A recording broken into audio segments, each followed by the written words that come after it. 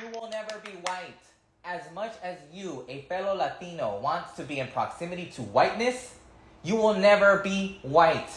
You will never be chosen in that way. As much as you think that you are better than undocumented Latinos because your family came here the right way, or because you're second generation or third generation, or because you either forgot or unaware of the foundation of this country and the fact that immigrants from Europe came here, stole the land from indigenous people, and then literally stole people, and forced them to be slaves, forced them to do labor.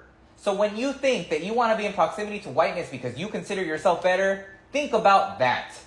Think about that there is internalized racism in our own community, how there is anti-blackness in our own community, how there is colorism in our own community. Think about those things. Because no human being is better than the other because they think that because they have papers that they are better than another human being. A human being is a human being.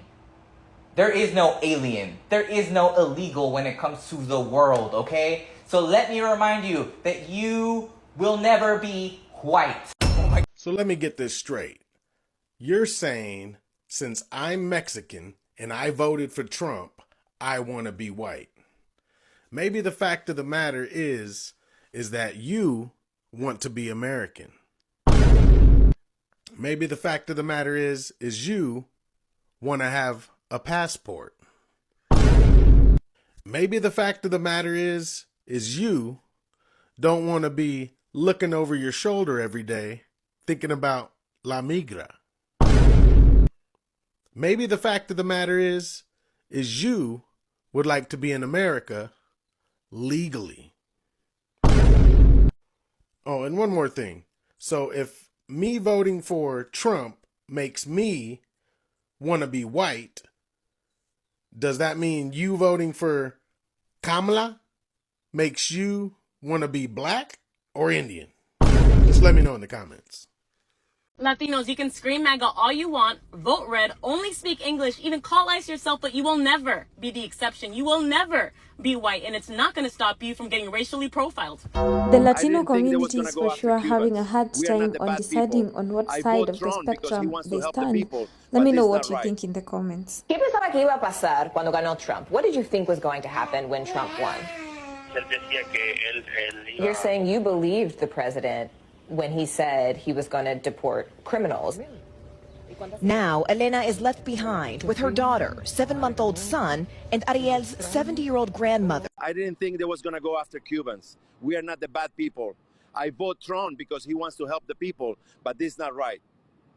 Toda mi familia votó por Trump. Your whole family voted for Trump. Lo apoyaba a Trump durante su campaña. Did you support him? Yo estoy fuera. You're outside of it. You can't vote. Pero te sientes decepcionada? Do you feel disappointed, deceived, engañada? Me siento mal porque sé que ellos creían en él. You feel bad because the rest of them believed it. The tension between the African American community and Latino community needs to stop. Now, I didn't fucking say that, but I've heard it a million goddamn times on TikTok the last couple days. We didn't start the goddamn tension. We didn't. We did our parts back in motherfucking November, and how many goddamn ways do we have to say that? Do I need to say it in Spanish at this point? Because if you don't seem to be comprehending, you knifed us in the goddamn back in November. I walked to the goddamn polls to vote for your best interest, not just mine. It wasn't just thinking about me. We warned you, we told you, we did everything and we fucking could, and you were on here shaking the goddamn maracas and popping your goddamn coochies to I will vote for Donald Trump. What more do you want from us? You owe us an apology at this point. We don't owe you one. We don't owe you a goddamn thing. And to throw up that you were out there supporting us during the BLM movement, I don't remember seeing that many of you out there. Who I do remember seeing out there were white people, not you. So I'm going to call a spade a goddamn spade. I'm going to say it like it is. I'm sure you were out there. I don't remember seeing as many of you as I saw white people out there. So let's not do that. Let's not go tit for tat. Because again, 92% of us showed up to vote for your best interest back in November. I guarantee you 92% of you were out there during the BLM. I can guarantee you because 92% of you didn't even show up to vote for your best goddamn interest back in November. You betrayed your goddamn selves. Your energy is misdirected. We're not trying to deport you. We're not your enemies. The Republicans are. So you might want to attack them. You might want to find something fucking safe to do, because attacking us is not going to be it. We have always been your ally, not your goddamn enemy. Now run along, Tootley. The reason why you Latino undocumented community is so mad and making all these nasty ass comments in my section is because you mad and you refuse to face the truth. That's all it is. Because how is black people's laziness, what happened during slavery, how is any of that has to do with the subject at hand? What you guys are upset about is the fact that you realize now those black people you've been living alongside all these time, and the people you've been marginalizing too, thinking that you could beat your chest with the idea that you were hard working, it don't mean nothing. And that's what you're mad about. And now that you're mad about it, you also don't want to accept the fact that you never had legal rights, and that all that ignorance that you were exerting over the black community, you felt emboldened. You thought you could. And you did. And even though we had our conflicts, we still didn't vote against you all. We never raised that big of a hell about the fact that you guys were redlining us and you were gatekeeping us. We didn't. And now that it's happened, you realize black people are airing out their grievances with you, and it's just fucking too much for you to accept because you feel like it's a step on you. It's not a step on you. It's exactly what you're asking for. Because look at yourself in the comments. So if you're willing to say these things about black people now, considering the circumstances, you guys speak for yourselves. So now what you did is make it public. So now even some white people who you think were in your corner, they see too how you treat black people. So guess what? That little guilt that they felt about you being deported, you made it a little softer now. Because they realized, hey, those people are kind of cruel. Until the last statement to someone who said, why y'all got homes and we don't? Because everybody knows y'all live in a house or an apartment 10 deep and everybody has a car. Yeah, that's not a well-kept secret from New York to California. So, no, go be mad at yourselves. Be mad at yourselves. Did you see that ICE agents have been using facial recognition software when they're out in the streets like they did to this guy in Los Angeles? Listen to this and I'll tell you more about the app. Listen. Nope. Get out. No. You've been following us this whole time. Nope, I'm not getting out of the car. Not getting out of the car, and I'm not opening the window. What's going on? You've been following us this whole time. I sure have. Yeah, because you tried to kidnap some people in my neighborhood. I'm not opening the car. Don't break my window, dude. You don't want to. Is there a problem? Why are you following us? I don't want you to kidnap my neighbors, man. Enforcement. I don't want you to kidnap my neighbors. There's a reason why you're following us. Yeah, I'm trying to keep you from kidnapping my neighbors. What's up, guys? So this happened in Los Angeles, and like you heard, that guy was trying to make sure that these masked men weren't disappearing his neighbors. But these images of ICE agents taking out their phones and taking people's pictures have become more frequent. Well, as reported by 404 Media, we now know that ICE has been using facial recognition software more frequently out in the field. Apparently, they're using an app called Mobile Fortify. And this app has been installed with the information of 270 million people living in the US. With this app, they've integrated biometric information, international travel information, and other information that DHS gathers.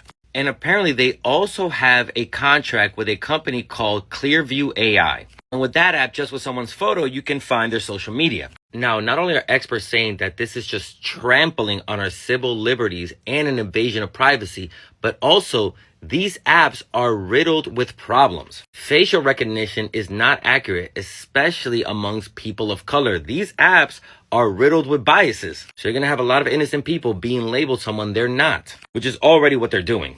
Now, ICE has been developing these tools since 2020, but nobody really cared because, as always, people thought that these tools would only be used against immigrants. But just like I said before, just because a tool is created to hurt the other, don't ever think it won't be used against you. And here we are. These tools are going to be used on every single person in the U.S., regardless of their status. So after the dust settles and we get a new administration, hopefully, we need to put laws in place that prevent law enforcement from using these kind of AI tools without any kind of accountability or transparency. And as always, please consider becoming a paid subscriber on here so I can continue bringing you stories like these. Hey, y'all, have you heard? There are claims that ICE is removing people with Hispanic name from the database. Yep. You know that's that DOGE. Them young kids that's up in there. Got a Hispanic last name, they removing your ass from the database.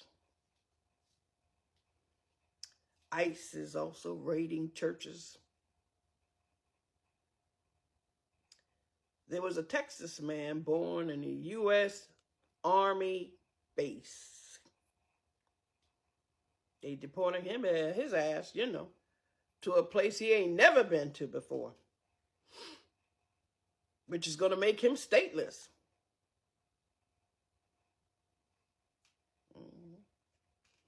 And yeah, Trump supporters are all happy about that shit. Yeah, happy as hell about that shit. I don't know how I ask y'all happy. I don't know how to ask y'all happy. This is hurricane season, y'all. Hurricane season. So all Trump supporters with them houses, businesses,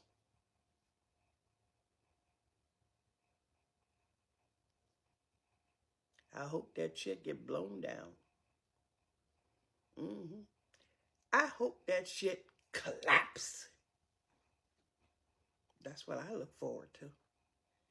Because I want to talk about it. Yep, I want to talk about that shit. Because who's going to help you rebuild that shit? Who? Did y'all forget? It was the immigrants that built that shit up? Yeah. So y'all living comfortably. Y'all forgot that shit. It was the immigrants who helped y'all.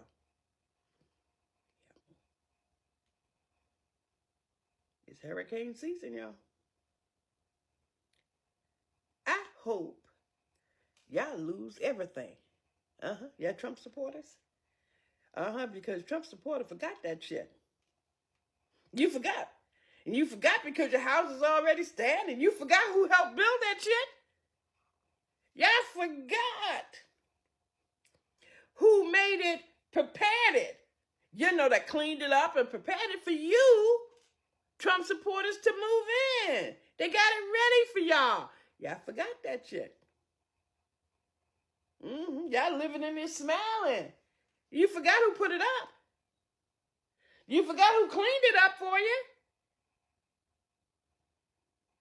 Y'all forgot.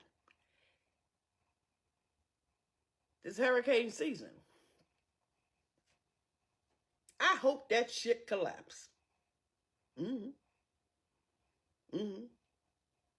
I want to talk about it. I want to see your faces on the news crying. Because what y'all going to do? Because you're deporting all the immigrants. Oh, some of y'all woke up already. Some of y'all woke up. Some of y'all woke up now. I'm telling you. Because more Americans are now favored for providing undocumented immigrants pathway. See, they said, oh shit, we need them. See, y'all forgot. Yes, you did. Y'all forgot all that shit. Y'all forgot y'all needed them. Y'all forgot, just like y'all forgot that black folks working. Y'all forgot that shit. Y'all was fooled by the fucking news. Y'all thought black people wasn't working. No, we working. Now y'all saying, oh shit, who gonna do them farms? Because y'all thought it was gonna be us black folks. I told y'all, we ain't going in the field no fucking more. It's over. Forget that shit. Forget that shit. We ain't going out there. No siree, no siree, no siree. So now, a lot of the American people are in favor, for providing immigrants pathway to legal status over deportation. A lot of y'all thought, said, oh shit, we done fucked up. But to the Trump supporters who don't believe in that shit, still want to pound your chest, y'all the one I'm coming for. I want your house to collapse. I said it. Oh, I don't want y'all to get hurt. I just want your houses to collapse and your businesses to collapse. That's what I would like to see. Because I want to see y'all standing out there looking at that shit. Crying. Looking for somebody to help y'all asses. Because if y'all notice, that's the only time y'all like to come together with black and brown people is when your asses are in distress. Guess what? You don't see color no more. You don't see color no more when your ass need help. It's just that when we come out to help your ass and you're back on your feet,